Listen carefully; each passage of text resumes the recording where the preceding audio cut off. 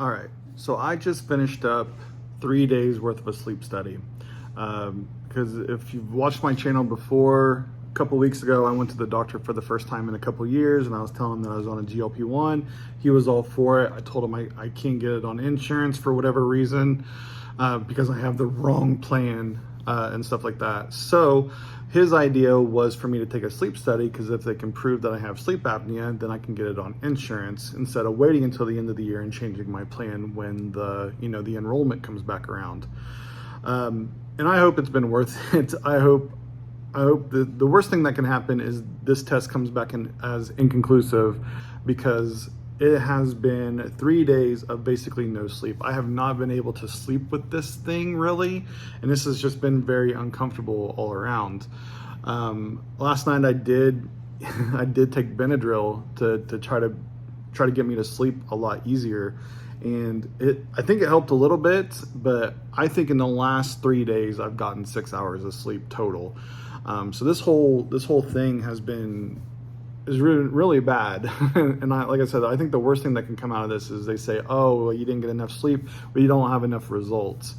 So I'm just going to kind of talk to you guys a little bit about what all this is and everything like that, and just to kind of document it, I guess.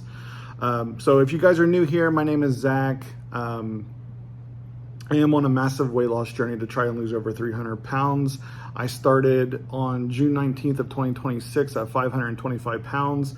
And as of last Friday, I was sitting at 460. So I've lost, 65 pounds so far in about 2 months, and a little bit over 2 months. So the weight loss has been going really well. And the hopes of all of this is to try to lighten the pockets a little bit, because right now I am paying out of pocket for Zepbound to stay on this GLP-1, because it's been doing great. It's been doing amazing. I have not had any issues with this Zepbound or GLP-1 in general currently. So I'm just going to kind of talk about it. So night one, I started this Sunday night. I was like, okay, well, we'll go ahead and start it up. So basically what the whole thing is that this watch right here tracks like my pulse and whatever SpO2 is. I think that's oxygen in the blood, and it's sitting at 94, and I think that's low. Honestly, I think that's low. I was writing up because I don't know what it means. So let me know if you think 94 is normal. I think normal is like 95 to 100. Anything under 95 is considered abnormal, but it keeps fluctuating like in the low 90s to like 94. So I don't know if that's something to be concerned about, but apparently this records everything, and I've done it for 3 nights. You just keep this on. The other thing is a recorder, which is attached to this whole contraption, which is what has been causing me probably the most problems.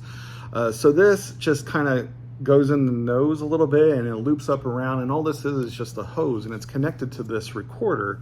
And at first I thought you had to keep this in your mouth, and I was like, there's no way that's going to happen. If you watched any of my shorts this week, I thought this had to stay in your mouth, but after reading the instructions, go figure, this goes around your chest, and you sleep with this on your chest all night, and then this is all tied to a microphone that's connected to the tubes.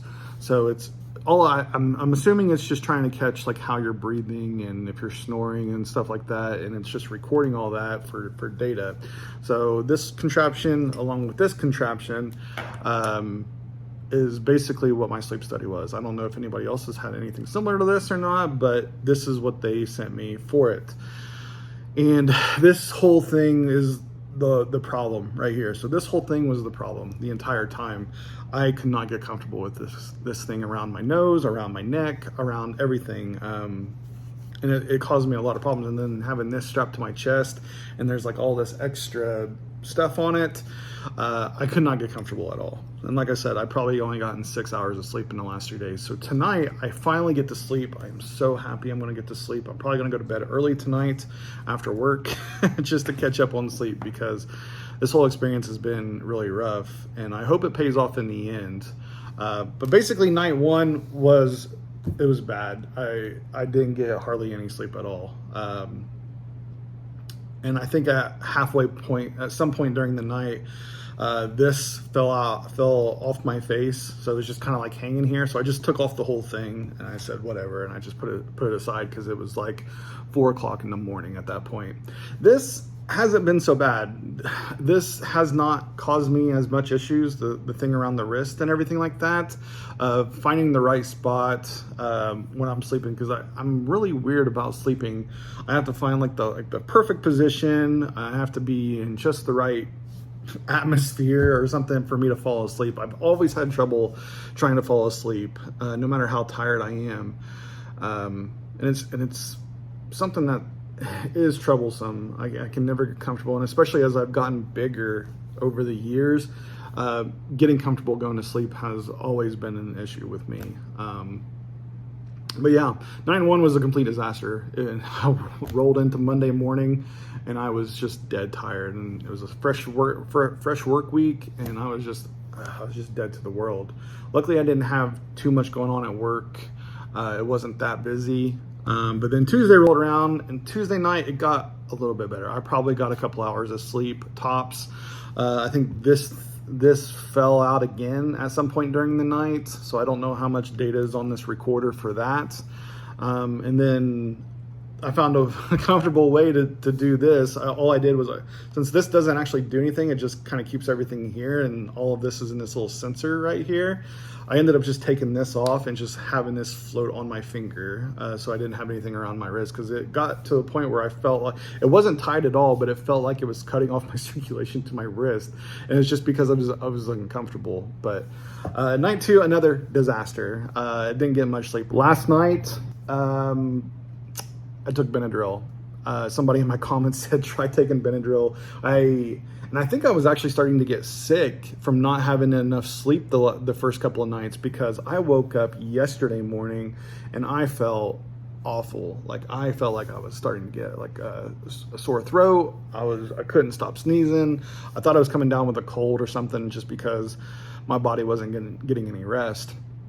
So I was like, I was going to try to force it. So I was going to take some NyQuil, but I didn't have any NyQuil because I was also feeling sick, and I thought that would help. But I ended up finding some Benadryl, and I took some Benadryl, and I feel like it got me sleepy enough to maybe I got a little bit more sleep last night than normal. I think this actually stayed on all night, and this stayed on all night as well. So at least I got probably one decent night of recordings. But I gotta ship it back today, thankfully, so I can finally I can take all this off, I guess. I get to ship it all back today, and I don't know when I'm actually going to get all these results back, but I'm sure I'll hear back from my doctor. But that is my story of my first ever sleep test. I think the worst case scenario, like I said, is they tell me that they don't have enough data and I have to come in and actually do a full sleep test, which I won't. There's no shot I'll be able to sleep in that environment. I've slept with an animal so many years. Not having my dog on my backside I would not get to sleep. And being in a weird environment would probably not allow me to sleep very well either. But I have no idea how that kind of stuff goes. I've never taken sleep tests before. And I guess if they say that I do have sleep apnea and I need like that machine that covers my face, I don't know how that's going to work. And I kind of wish I could see how it works, because apparently it's changed a lot of lives. I have a couple of friends who have one of those masks that they have to take to sleep with, and it says he gets the best sleep he's ever gotten in his life. So maybe all this will be worth it. If anything, like I said, I have no idea how I sleep. I don't know if I snore. I don't know if I'm not breathing at night. But I don't think they got enough. I don't think they got enough data in the 3 days that I had to do this. So, like I said, I just wanted to kind of make a small little video about that. If you guys want to follow my journey, you guys can watch last week's recap of my weight loss and everything like that. I do have a weight loss video recap every Friday where I do weigh in. I take my Zepbound shot. I go over what I've been eating. And I found a great meal that I'm going to have next week. I forgot how much I really like salmon, and I got some salmon earlier this week, and I put it in the air fryer, and it came out so good. So next week is going to be salmon, broccoli, and rice, and I'm really excited for it because it came out so good in the air fryer. The air fryer is my friend. I love my air fryer. But if you can, hit me a follow, a like, a sub. I am trying to grow my channel, and I trying to get it monetized at some point, and I basically have until the beginning of the year to try to get all those goals checked.